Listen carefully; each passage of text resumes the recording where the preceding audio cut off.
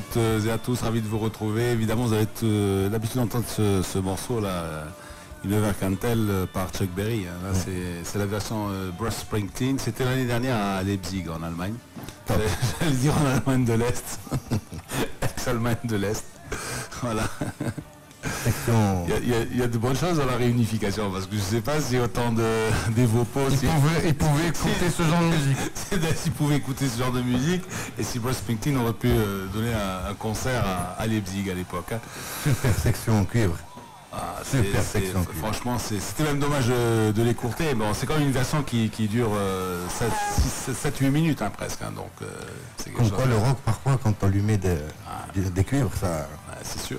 Parce que le premier solo chorus du tromboniste, c'est dans le voltige. Ouais. Tout le saxo après derrière, tout ça. Bon, alors, Aziz Lamara est avec moi, avec Amin Rahmouni, Amin Birouk, notre invité est là aussi, Mohamed Fakher, l'entraîneur de l'équipe nationale à Prime. On va commencer avec les coups de cœur, coups de gueule. Mars Attack, coup de cœur, coup de gueule.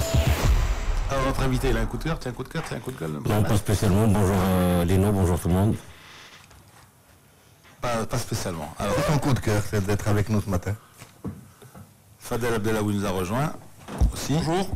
Donc, tiens un coup de cœur, tiens un coup de gueule. Tu as pu te garer ce matin, oui, sans problème.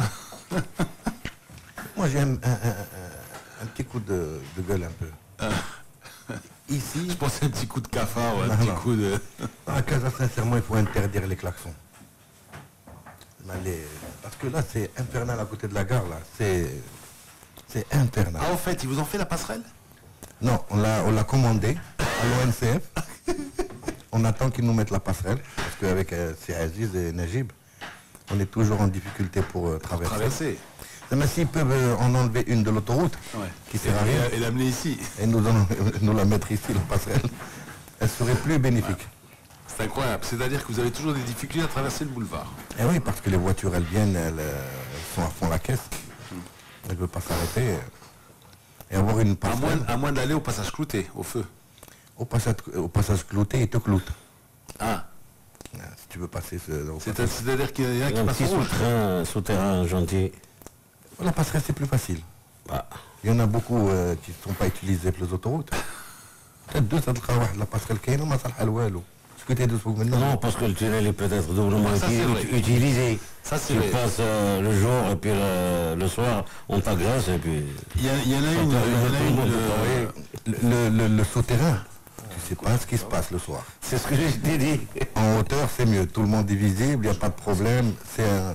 Ça peut être quelque chose de pas très compliqué à faire. Mais si jamais tu dois creuser, etc., alors là, c'est... C'est vrai, en matière de passerelle, il y en a une significative.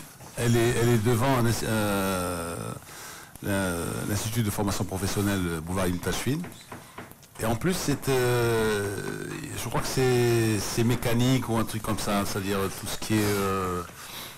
ce qui est construction métallique ou mécanique, la spécialité non, de l'établissement.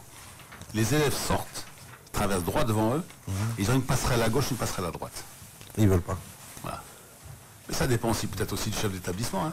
Le chef d'établissement, il devrait peut-être se mettre au moins une fois, je ne dis pas tous les jours, mais une fois de temps en temps, il devrait se mettre devant la porte, il devrait voir constater ça et leur dire à ses élèves, bah, écoutez les gars, on vous a fait 2 passerelles, empruntez les passerelles. Non, il y a des passerelles parfois, sincèrement.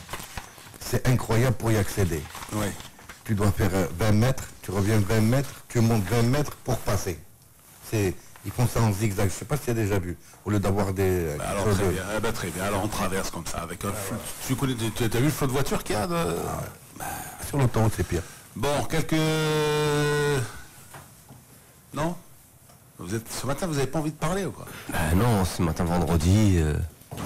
Fin de semaine. Non, c'est pas que fin de semaine, il y a du foot, il y a la Bourgogne qui arrive, donc mon coup de cœur, c'est... une super liste de Mohamed Fakher. On n'a pas trop intérêt à faire Alors on va commencer donc, comme on l'a dit, on va commencer d'abord par cette équipe à prime qui va recevoir le Rwanda. C'est marrant parce que on risque en cas de qualification, ben évidemment, ça on le souhaite, c'est d'aller au Rwanda ensuite, hein, parce que c'est le Rwanda qui organise. Ouais, on espère que nous serons qualifiés pour le Rwanda, mais toujours est-il que le plus important pour cette équipe à Prime, c'est beaucoup plus pour moi, c'est beaucoup plus motiver ces championnats. Ouais. C'est la motivation de ce championnat est beaucoup plus importante que pour moi que le CHAN. J'ai déjà parlé aux joueurs, ils sont très motivés, ils font beaucoup d'efforts maintenant pour porter ce maillot dont ils ne se souviennent plus. Donc c'est une équipe qui elle peut préparer 4, 3 ou 5 jours pour les. C'est pas tout le monde qui va jouer en équipe A, mais au moins 3-4 qui auront une expérience assez importante au niveau sur le plan africain, parce qu'ils vont être évalués sur ça. Et puis c'est aussi une salle d'attente pour les Olympiques, parce que les Olympiques n'auront pas toujours 23 ans. Et un de ces jours, il faut qu'ils continuent leur formation, parce qu'ils ont déjà fait des matchs internationaux au niveau des jeunes, au niveau de l'équipe olympique, et puis il y a cette salle d'attente. Après, où ils sont très très bons, ils vont continuer à jouer des matchs internationaux, et de là avoir 3 ou 4 éléments, parce qu'il y a de bons éléments en équipe olympique qui peuvent arriver en équipe A. C'est Mohamed dit vrai, je pense qu'il emploie un terme qui est très juste, qui est issu de la motivation, mais n'est pas seulement valable pour les joueurs. Je pense aussi qu'il faut motiver aussi le public. Si tu parlais devant le micro, ça serait mieux, remarque. Hein. Pourquoi je parlais où? Ouais, tu parles à côté. Ah, c'est mieux là. Voilà. Donc je disais, il dit vrai parce qu'il parle de motivation, c'est un leitmotiv qui est très important. Il y a des outils, c'est le mot du jour. Leitmotiv, ouais. Et c'est... On se lance des fleurs le vendredi, tu vois. C'est 3-4 fois qu'il fait son jaloux, là. Tu sais, entre les gars, c'est les motifs, ça... Il fait longtemps qu'il n'a pas sorti un mot... il a un marque technique. Quel mot tu veux qu'il sorte? Tourner. Tu sais que j'ai pas le bac, j'ai même pas le bac. C'est très bien. Tu as bien réussi. J'ai un brevet d'enseignement industriel. Tu as bien réussi pour un garçon qui a pas le bac. Qui me permettait d'enseigner, parce que 2 ans après, j'ai enseigné, j'étais PTA. PTA, c'est professeur technique adjoint. J'ai oublié. Mais à l'époque, c'était l'équivalent d'un... Il y avait les bonnes équipes, les bonnes écoles professionnelles où on formait des... À l'époque, c'était l'équivalent d'un doctorat d'État. Ah, bien sûr, à l'époque, bien sûr. Non, je disais donc, pour en revenir à nos moutons, que Mohamed disait effectivement qu'il fallait motiver les joueurs à l'époque. Ouais, effectivement. Et des bacs à laver, c'est tout. Et il fallait motiver, mais il faut aussi motiver le public par rapport à cette compétition qui est le CHAN, qui est entre guillemets un petit peu sous-coté. Et je pense que cette motivation du public passera par certainement des bons résultats, mais aussi du beau jeu. Et je pense que le véritable challenge va être là. Parce que je me rappelle que pas mal de compétitions à l'époque de Gareth, ça avait été gagné, et les coupes arabes, les coupes ceci, les coupes cela, et on leur donnait limite pas d'importance quand on les stigmatisait pas. Et je pense qu'effectivement son challenge est très très dur à relever, parce que les joueurs sont pas là, et de par leur âge, ils sont pas là indéfiniment, mais effectivement la motivation est très importante, mais d'un sens comme dans l'autre. Et ça passera par de belles prestations. Et quand on voit l'équipe qui est en place, il y a moyen de faire des jolies choses, effectivement. Bah, je l'espère. C'est tout. C'est tout. Je voudrais vous poser une question par rapport, pour revenir un peu en arrière, quels sont les objectifs qui ont été définis par la fédération pour cette équipe à prime? C'est surtout le CHAN. C'est la qualification CHAN et aller jusqu'aux demi-finales. Mais pour moi, j'ai tracé beaucoup plus d'objectifs que ça, parce que c'est beaucoup plus intéressant. Il y a d'autres priorités pour moi. D'abord, on a l'événement le plus grand, c'est la CAN. La CAN, il faut avoir les meilleurs joueurs du moment. Il faut parler à toute éventualité, on ne sait jamais ce qui peut se passer d'ici janvier, s'il y a des blessures, donc les joueurs sont là, ils ont joué des matchs internationaux, ils sont toujours en concentration, donc on peut avoir des joueurs avec l'équipe. Deuxièmement, c'est préparer ce fameux CHAN pour le mois de juin et se qualifier, parce que ça se joue par région, donc on va jouer sûrement contre des équipes nord-africaines sur 1 ou 2 matchs pour une qualification. Et juste après, on a parlé de l'équipe olympique, et pas seulement l'équipe olympique, il y a aussi des jeunes. de jeunes joueurs qui viennent de commencer leur carrière. Ils ont 19, 20 ans, 21 ans, qui sont avec les équipes, qui peuvent prétendre à être dans cette liste et de là préparer une certaine ossature pour l'avenir. Mohamed, ça fait 2 ou 3 fois que tu les rassembles à peu près. Est-ce que, faites les rassemblements, il y a une équipe qui commence à se dégager? Est-ce qu'il y a une ossature qui commence à se dégager? Est-ce qu'il y a des piliers sur lesquels tu vas te reposer? Oui, il y a des piliers, mais il y a beaucoup de contraintes. Pour avoir pas seulement de l'équipe A, parce que les contraintes de l'équipe A, c'est à la dernière minute qu'on sait qui les joueurs qui vont être retenus. Et puis de l'attendre pour voir qui sont les joueurs sur lesquels je peux compter. Et puis nous avons la contrainte de l'équipe olympique parce qu'elle a aussi des échéances.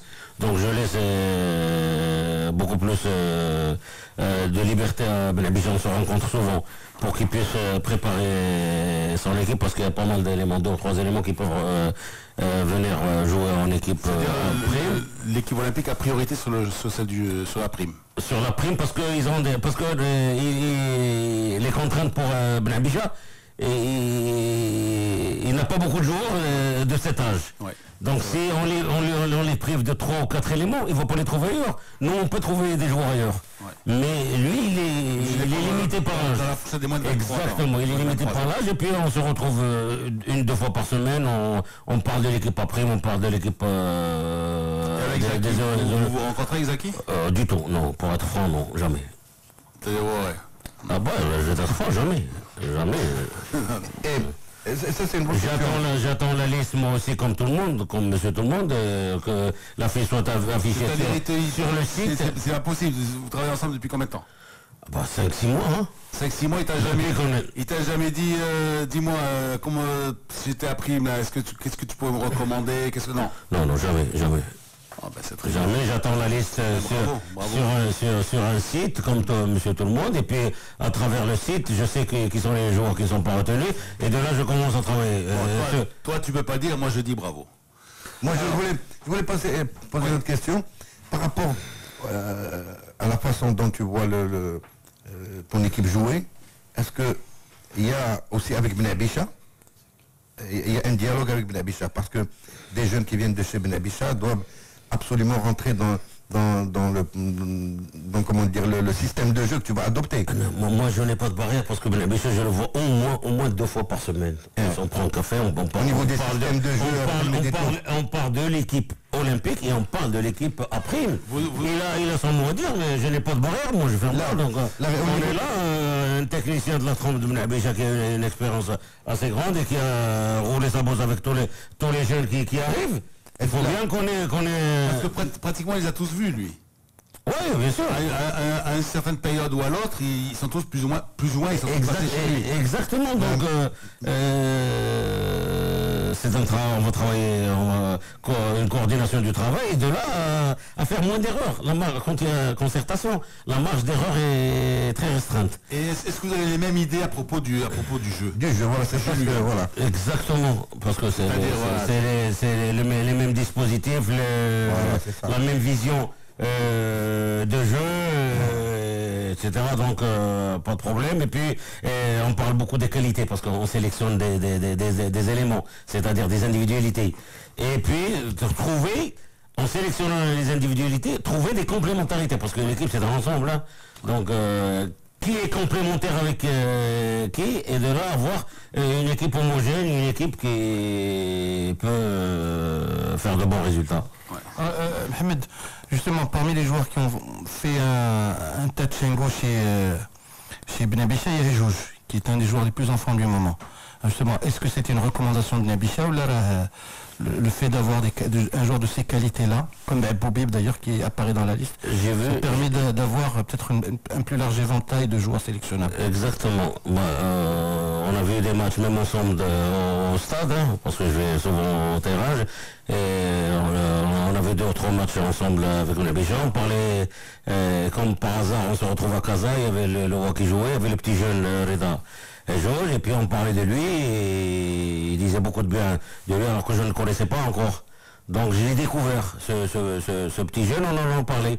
Et puis dernièrement, j'ai dit que c'est une occasion, du moment que vous n'avez pas de match officiel contre une équipe nationale, donc c'est une occasion pour sélectionner le petit jeune avec les A' et motiver ces Olympiques qu'ils ont, attention, demain après-demain, vous serez aussi comme Reda avec l'équipe. Donc il y avait deux éléments. Il y avait puis tu as fait découvrir un peu l'expérience de la vie en groupe, l'équipe nationale. C'est pas une chose qu'un club. Exactement. Et il y a des joueurs plus chevronnés, avec plus d'expérience, et des leaders dans leur club qui vont l'accompagner dans cette équipe nationale. Et de là, nous avons parlé sur 2 joueurs. Et puis on a coupé la poire en 2. Il y avait si vous remarquez, le petit Dahmani du MAS. Un milieu de terrain exceptionnel. Donc, on s'est mis d'accord que Dahmani reste avec l'équipe olympique. Et avec Oak, le petit jeune Badia, qui est très percutant. Exactement. Et on prend pour l'équipe à prime, Jauge, ça va motiver les jeunes qu'on leur balise la route, voilà où vous allez passer, et peut-être c'est un tremplin pour l'équipe. Et Onajma, c'est un bon joueur, il a fait un bon match contre le MAS, mais je voulais donner il a fait 2 ou 3 matchs la chance. Exactement. Non, il a raté un peu le match. Non, mais ces jeunes, je ne les laisse pas de côté.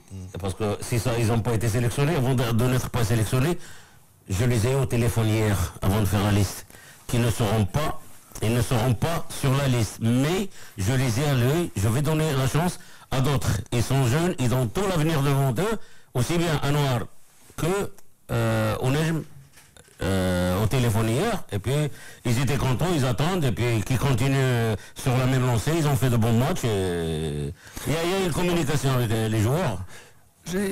La dernière fois, nous avons eu Mustafa Hadji au téléphone et qui nous a fait quasiment un réquisitoire anti-botoliste.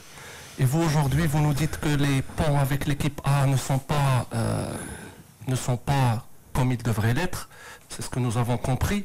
Est-ce qu'il y a un malaise au niveau des équipes nationales alors que nous, pour nous, la communication est permanente puisqu'il y a des joueurs qui vont de la A' vers les A, qui reviennent des A vers les A' comme Jbira, etc. Donc, des espoirs vers la A, etc. Donc, mais là, par la déclaration de Mustafa Hadji la dernière fois et parce que vous nous dites aujourd'hui, on sent qu'il y a quelque chose qui ne va pas. Non, du tout, pour moi, ça va, je fais mon boulot comme il se doit, mais s'ils ne veulent pas communiquer, c'est leur problème. Hein. Mais il n'y a pas d'animosité ou de problème. Je pense que Fadel est un monsieur qui est généralement très expansif, mais je le trouve très mesuré.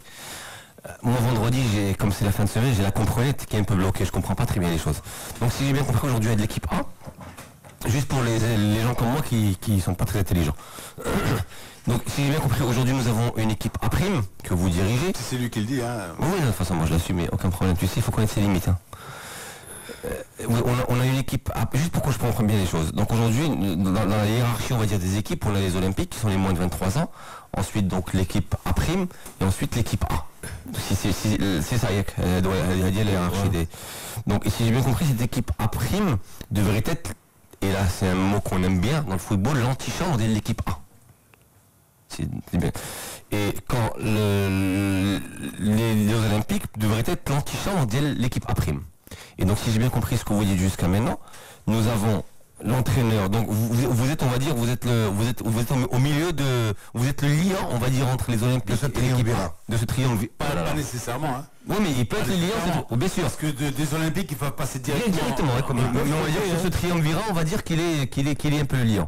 Mais donc si j'ai bien compris, vous avez un contact direct 2 fois par semaine, ce qui est quand même beaucoup, parce que c'est un peu la moyenne de ce que je vois moi, Lino Bako. 2 fois par semaine avec Bela Bicha. Donc pour récupérer d'éventuels joueurs, mais vous n'avez aucun contact direct avec la personne à qui vous devez éventuellement, je dis pas que c'est votre faute, hein, je veux juste comprendre les choses, mais vous n'avez aucun contact direct avec la personne à qui vous devez livrer des joueurs de la Botola, que vous semblez bien connaître, parce que j'aimerais bien qu'on invite quand même des entraîneurs un peu plus de l'équipe A pour savoir s'ils connaissent tous ces noms que vous venez de citer. Et je serais vraiment étonné de leur réponse. Donc si j'ai bien compris, vous avez un rapport direct 2 fois par semaine avec les Olympiques et aucun rapport indirect avec un groupe de personnes à qui vous devez livrer des joueurs. Alors, Mohamed, tu vois, Oui ou non, j'ai bien compris. pas de contact, Mohamed, Bien sûr. Tu répondras après les conseils pour les achats. Alors, Amin Rahmouni a posé une question plutôt importante. Hein, donc, en fait, ce qui veut dire peut-être, c'est est-ce que tes joueurs, ce ne seraient pas uniquement des roues de secours pour l'équipe A? Non, je ne pense pas, mais pour le moment, ou des cerises sur le gâteau, tiens. Pour le moment, le staff de l'équipe s'occupe beaucoup plus de leur équipe, de préparer cette CAN qui va se jouer ou pas, je ne sais pas. Ils sont dans l'embarras, il y a des... il y a 2 matchs maintenant. Il y a 2 matchs, et puis préparer une équipe, c'est pour une certaine date. Là, est-ce qu'on le prépare pour le CAN de janvier 2015 et février ou dans une année? Et là, la stratégie change, la politique change pour 2007 carrément, quoi. Ah bah, je ne sais pas, mais c'est du flou. Ce que ne veut pas un technicien, c'est travailler dans le flou. Il ne sait pas où aller. C'est vrai. Donc, mais pour revenir à cette coordination, je suis franc avec moi-même, je dis qu'il n'y a pas de coordination. Est-ce que la DTN, la nouvelle DTN, est-ce qu'elle a mis le pied maintenant un peu dans cette communication au niveau même de la stratégie du football avec vous? Est-ce qu'elle commence à discuter avec vous? Est-ce qu'elle vous a approché, que ce soit toi ou Benabisha ou Smith? L'équipe A est autonome. L'équipe A et l'équipe A prime sont autonomes. C'est à partir de l'équipe olympique que la DTN coiffe. Mais moi, je ne reste pas dans le dos. Je suis, parti vers eux. C'est là que je remercie. Et je suis parti voir Benabisha, on s'est téléphoné maintes fois et on s'est retrouvé au stade, on a parlé de cette politique, comment on va faire. Je suis parti voir 4 ou 5 matchs. J'ai vu tous les matchs mais normalement un sélectionneur, moi peut-être vous allez me dire, je parle toujours du foot italien, moi je sais que Conte, par exemple, tous les dimanches, et parfois même samedi et dimanche, il voit un match le samedi, un match le dimanche, un match le samedi, un match le dimanche. Il fait le tour de tous les clubs, il parle avec tous les entraîneurs, et ainsi de suite. Bon, tu diras, ça fait pas longtemps qu'il est dans la baraque. Moi, je suis pas d'accord avec toi quand tu dis on ne doit pas toucher l'équipe A. Non, c'est pas ce que j'ai voulu dire. J'ai voulu dire. À la rigueur, qu'on ne touche pas. J'ai voulu dire que dans tous les pays, l'équipe A est autonome. Et après, évidemment, c'est le bon sens qui prévaut. C'est-à-dire que l'entraîneur de l'équipe A, il est certain qu'il va ensuite vers la sélection inférieure. L'autonomie, il faut la gagner, l'autonomie. Une autonomie, ça se gagne. Ça se gagne par des résultats, ça se gagne par beaucoup de choses. Mais quand tu es en bas de l'étage, tu peux pas rester en autonomie, en autarcie, autonomie. Tu es autonome. Tu te barricades. Non, tu n'as pas le droit de lui laisser son autonomie. Non, il faut rentrer dans le cercle. Oh, on peut pas laisser. Tu n'as pas de résultat, tu fais rien du tout et on te laisse continuer. C'est pas. Moi, je dis pas que ceux-là n'ont pas de résultat. Ils ont à peine commencé, ils n'ont pas encore eu de compétition. De grandes compétitions, ils ont eu des matchs amicaux. Mais tu me dis que ceux d'avant, il fallait pas qu'on y rentre, celui d'avant, il fallait pas qu'on y rentre. Non, tu rentres pas quand il y a de super résultats. Là, je suis d'accord. Mais moi, que tu me dises que l'équipe A, on la touche pas. Alors, je te répète, je sais pas, peut-être je peux me tromper. Amine, corrige-moi, ou bien corrigez-moi. Une équipe A est indépendante, hein. Del Bosque, par exemple, il est indépendant, mais lui, il a le bon sens peut-être de parler avec le sélectionneur des espoirs, de s'occuper de voir un petit peu ce qui se passe chez les jeunes, etc. C'est normal. Mais je pense que c'est juste une question de compréhension dans la formulation. Effectivement, une équipe A est indépendante, tout comme une équipe A prime de Mohamed est indépendante. Je ne pense pas que Mohamed aujourd'hui, si Mohamed tel qu'on le connaît, puisse accepter que quelqu'un vienne lui dicter ses non-désidérata, on va dire. Donc effectivement, tout le monde est indépendant, il n'y a pas de problème. Mais non, maintenant, on peut quand même estimer que ce maelstrom d'équipe, J'ai dit, moi, Le niveau, les balèzes aujourd'hui. Ce maelstrom d'équipe qu'on a un petit peu décimé à droite à gauche doivent avoir un lien. Et le problème, moi, l'enfant de 6 ans que je suis, trouve anormal qu'il n'y ait pas de lien entre les équipes. C'est pas normal qu'aujourd'hui, parce que il faut savoir une chose, que la structure de notre équipe n'est pas comme celle de l'Espagne. L'Espagne, ils n'ont pas clairement une équipe qui est aujourd'hui faite de joueurs de la diaspora et des joueurs locaux. L'Espagne ou la France ou la machin, ils ont des professionnels qui sont disséminés sur l'Europe parce que c'est l'Europe, mais c'est globalement une seule et même équipe. Nous, on arrête la fracture. Après, on peut essayer de mettre des... On peut enjoliver les choses et dire oui ou non, mais aujourd'hui on a de la fracture. Nous avons clairement des joueurs nés et formés à l'étranger qui sont aussi marocains que les autres, et nous avons des joueurs de la Botola. Or là, on a très clairement l'impression, et depuis 10 ans, d'avoir 2 chambres totalement séparées que parfois on va réunir, dont on va réunir certains éléments. Et aujourd'hui, je ne vais pas venir me dire, même si l'équipe A est indépendante, ok, qu'une équipe A doit seulement regarder d'un seul côté et totalement délaisser les autres. Parce que c'est l'impression qu'on a aujourd'hui. Quand tu me dis qu'il n'y a pas de contact direct entre 2 modes de fonctionnement, qui est un mode de fonctionnement diaspora et un mode de fonctionnement local, et qu'il n'y a pas de lien, c'est pas normal pour une équipe. Alors on n'est pas l'Espagne, on est un modèle à part. Nous sommes le modèle marocain qui se rapproche beaucoup du modèle algérien, parce que eux, ils ont carrément une équipe, entre guillemets, un petit peu importée. Après, c'est un modèle qui peut marcher, ça marche très bien. C'est la meilleure équipe d'Afrique actuellement. Ils sont classés numéro 1 au classement FIFA des équipes africaines, et même le résultat le dit. Ils sont très forts. Mais c'est un modèle qui a marché. Nous, c'est un modèle qui a failli. Donc, nous ne sommes pas les mêmes modèles. L'équipe A est autonome. Mais vous m'avez posé la question, est-ce qu'il y a coordination? Je vous ai dit non. Tout comme l'équipe A primée est autonome. Maintenant, bon, il y a quelqu'un... Ton équipe A primée est autonome aussi. Ouais. Voilà, vous êtes tous autonomes. Mais il y a quelqu'un fait normal aujourd'hui que vous bossiez de concert. Il y a quelqu'un qui me dit, est-ce que Monsieur Larguette devrait intervenir? Larguette, c'est la dernière personne à pouvoir intervenir. Parce qu'à ce niveau-là, il n'y a que le président qui peut trancher, c'est tout. C'est tout. Non, mais moi, dans tous les pays du monde, l'équipe A, c'est quelque chose de... En fait, c'est qu'il y est intimement à la présidence ou alors au comité de direction. Oui, Lino, mais quand un pays... À l'exécutif. Quand un pays n'a pas... Après, il n'y a ni commission technique, ni ni directeur technique qui peut... Lino, il n'y a aucun problème. Il n'y a pas de coordination, mais il n'y a aucun problème. Ouais. Parce que les gens vont comprendre qu'il y a des problèmes. Non, il n'y a aucun problème. Non, mais attends. L'équipe A est autonome, ils sélectionnent les joueurs qu'ils veulent, mais vous avez posé la question, il n'y a pas de... Pour toi, Mohamed, c'est pas un problème. Mais pour nous, c'est un problème. C'est un problème, c'est inconcevable qu'il n'y ait pas de problème humain. Surtout que je me rappelle, peu importe les problèmes humains, très bien, surtout en plus que je me rappelle très bien d'une conférence de presse de présentation où il y avait Monsieur Zaki et Monsieur Mohamed, où le bon mot, le maître mot, je veux dire, de la conférence avait été coordination.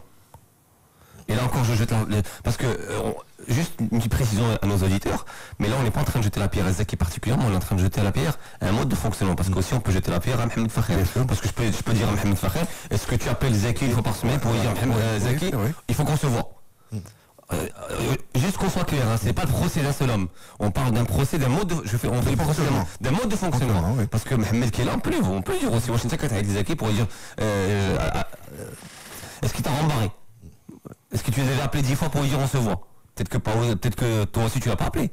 Donc on n'est pas là, on parle d'un mode de fonctionnement. Mais sachant que initialement, quand vous avez été mis en place, le maître mot de toute cette mode de pensée et de fonctionnement, c'était la coordination, travailler main dans la main, faire en sorte de former des équipes à prime pour les monter en équipe A et vice versa. Et là, on a l'impression que 6 mois après, on retombe dans le travers de gestion qui font que ça ne marche pas depuis 10 ans, depuis 98, on n'a pas quelque chose qui tient. C'est ce qu'on dit, c'est ce que je t'ai dit. Logiquement. C'est pas normal que n'ayant pas de résultat, qu'on ne puisse pas s'asseoir de temps en temps, comme dit Coluche, pour faire avancer le schmilblick tous ensemble. C'est tous les... Le schmilblick aussi, c'est... Hein? Ça marche aujourd'hui, hein. Ouais, bien sûr.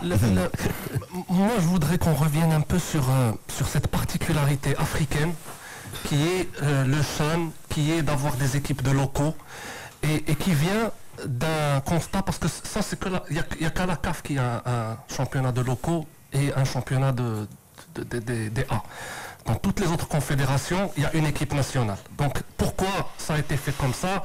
Il y a quelque part une culpabilité de ne plus sélectionner de locaux, parce qu'on ne sélectionne plus que ce soit des gens formés au pays ou des binationaux. En général, les Côte d'Ivoire, les Ghana, les Nigériens, c'est en général des gens formés au pays, à 90-95%, qui ont fait le cheminement logique d'aller pro à l'étranger, qui reviennent en équipe nationale. Mais le modèle maroco-algérien est unique au monde. Il est unique au monde. Il n'y a que Maroc et non, Tunisien, il est encore à forte majorité de joueurs formés localement. Si. Égypte et Tunisie. Égypte, oui. Tunisie, c'est au gré des joueurs qui sont de la diaspora qu'ils ont. Parce qu'ils n'ont pas un vivier aussi important que le Marocain et l'Algérien. Mais sinon, quand ils ont des grands joueurs, eux, ils ont fait mieux, ils ont naturalisé. Je trouve ça plus logique un peu. Tu es très réducteur avec nos amis tunisiens. Ils ont naturalisé. Et leurs clubs, ils sont tous naturalisés aussi. Non, ce que tu dis, tu as de dire que c'est un football de seconde zone. Rien du tout, c'est factuel, on n'est pas dans l'analyse. La Tunisie prend aujourd'hui ce qu'il y a des meilleurs dans ses joueurs qui évoluent à l'étranger. Mais ils ont aussi naturalisé. C'est plus important ce que tu as dit. Là, mais j'ai pas fini ce que je disais. Tu m'as arrêté à la Tunisie, mais c'est même pas ça le point. Donc c'est un modèle unique au monde qui a marché avec l'Algérie. J'ai quelques pistes de réflexion pourquoi ça a marché, parce qu'ils viennent tous d'un seul pays. Donc c'est une équipe de France à prime, quelque part. Et le point, moi, qui m'intéresse aussi, on voit rapidement des incohérences. Je vous donne un exemple. Un Karnas, maintenant, qui est désélectionné de l'équipe A, il fait quoi? Alors qu'il est probablement meilleur qu'un certain nombre de joueurs de l'équipe A'. Il fait quoi? Hamdallah est désélectionné de l'équipe A. Il va où? Alors qu'il est meilleur que tous les attaquants de l'équipe A'. Donc, il peut pas jouer, c'est un mauvais exemple, il peut pas jouer en équipe A'. Non, c'est le meilleur des exemples. Il veut pas, justement, il le dit. C'est parce qu'il ne joue plus au pays qu'il ne peut plus être en équipe A'. Professionnel mais formé au Maroc. Donc il y a un certain nombre d'incohérences qui découlent de ce système. Et même ce CHAN, honnêtement, ce CHAN, c'est une compétition qui devrait... c'est ce que je te disais en début. C'est ce que je te dis en début. Voilà, ton vrai challenge, il est là. C'est ce que je te disais, c'est Mohamed en début d'émission. Le vrai challenge. Pourquoi vous toujours négation? Le vrai challenge, un mec relativement intelligent, ceux-là qui te disent. Pose-toi la question, pourquoi la Confédération africaine a fait c'est le petit bonbon pour déculpabiliser. Parce qu'ils sont faibles. Ils sont faibles. On arrête de parler de ça ensemble maintenant. On arrête de parler de ça ensemble. Ça veut dire quoi déculpabiliser? Déculpabiliser qui? Déculpabiliser par rapport à cette opinion publique qui ne comprend plus que les joueurs qu'ils vont supporter tous les dimanches, ils ne les voient plus dans leurs équipes nationales. C'est le modèle. Si tu as Yaya Touré, c'est normal qu'il prend la place d'un local. Moi, je suis d'accord avec lui. Ouais, Gervinho, ouais. Sincèrement, Lino, ces équipes de deuxième équipe en Afrique, ils l'ont fait pour se donner bonne conscience. C'est tout. Tous les pays du monde. Ah oui? C'est toi qui le dis? Mais bien sûr. Pourquoi en Argentine ils font pas une équipe bis? Ils ont tous les stars qui jouent à l'extérieur. Alors là, comme disait l'autre. Et on fait on fait une deuxième compétition de toutes les deuxièmes équipes du monde. Alors là, c'est-à-dire tout ce qu'on doit, lorsque vous dites, mais pourquoi on siège les Français, pourquoi on siège les Argentins, pourquoi on siège la FIFA, pourquoi on siège l'UEFA, nous les Africains, nous les Marocains, on est à part, etc. Les Marocains, c'est toute l'Afrique. Ben justement, alors là tu es d'accord là. Non, moi je veux que écoute-moi, le football il est universel. On ne fait pas une façon de jouer pour l'Afrique, une façon de sélectionner pour l'Afrique, et les autres non. Tu voulais faire des Jeux Olympiques dans le désert? Bien sûr, je le fais dans le désert. C'est normal, je le fais dans le désert. Alors, pourquoi il y a qu'en Afrique où il y a des deuxièmes équipes? Pourquoi il n'y en a pas en Argentine? Pourquoi il n'y en a pas au Pérou? Pourquoi il n'y en a pas en Chine? Pourquoi il n'y en a pas? Pourquoi? Ben je vais te dire pourquoi il n'y en a pas. Blatter, il veut faire ce qu'il veut. Non. Et il nous prend nous pour des chorotons et nous dit vous. Parce que vous avez tous les meilleurs qui partent et tout. On va vous faire un petit championnat. Mais c'est le Blatter au milieu. C'est lui qui a décidé ça avec la CAF. Arrête. Franchement, c'est du n'importe quoi. C'est pas du n'importe quoi. C'est du n'importe quoi. Écoute-moi, les Français, ils ont des joueurs qui jouent à l'extérieur. Et il y en a beaucoup qui font rien du tout, qui leur fassent une deuxième équipe. Qui jouent avec nous aussi. Un deuxième championnat. Les Italiens, ils ont beaucoup qui jouent et ils leur font une deuxième équipe. Ça, on va un championnat. L'Argentine, Messi, l'équipe A كلها لعبة على برا. يديروا لهم deuxième تاعي. ويلعبوا معنا. Je sais pas, le CHAN, c'est la CAF qui l'a fait, le Chan. C'est beaucoup plus pour tendre la perche aux joueurs qui ne sont pas sélectionnés. La majorité des équipes nationales sont formées par des joueurs évoluant à l'étranger. Donc les meilleurs joueurs africains sont en Europe ou en Asie, c'est-à-dire dans le Golfe.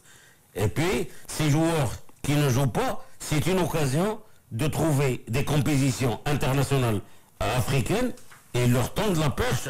Ils sont responsables du football africain. Donc il faut que ce football africain ait une motivation. Sinon, on va attendre toujours à importer ces joueurs qui sont partis et revenir jouer. Donc c'est une occasion pour ces joueurs de... Moi, je pense qu'ils ont sorti ce système-là. C'est le genre de camouflé pour éteindre un peu le feu au niveau des fédérations. Il a ما كانش l'équipe après. هادو اللي عندك في هذه لا ليست. كرة 10 منهم كاينين في l'équipe première 15 منهم. مي باسكو كاين هاد الدوزيام ايكيب تيقولوا هادي نسيبطاو من الاخرين خلينا ناخذوا هذوك اللي من ديك الجهه. مي هنا انا عندي هنا 15 يلعبوا في l'équipe première. 15 منهم. Mais maintenant, comme il y a... Cette équipe a une allure d'équipe A aussi. Bien sûr. Mais comme il y a l'équipe A prime, c'est trop l'équipe A prime. En équipe A. C'est ça le problème. C'est une antichambre. S'ils peuvent acquérir de l'expérience africaine et de là avoir une évaluation du groupe, de l'équipe et individuellement de ces joueurs. Parce que tous ces joueurs ne peuvent pas tous aller en équipe A. Donc il y aura 4 ou 5 qui sont un palier au-dessus, qui peuvent aller en équipe A.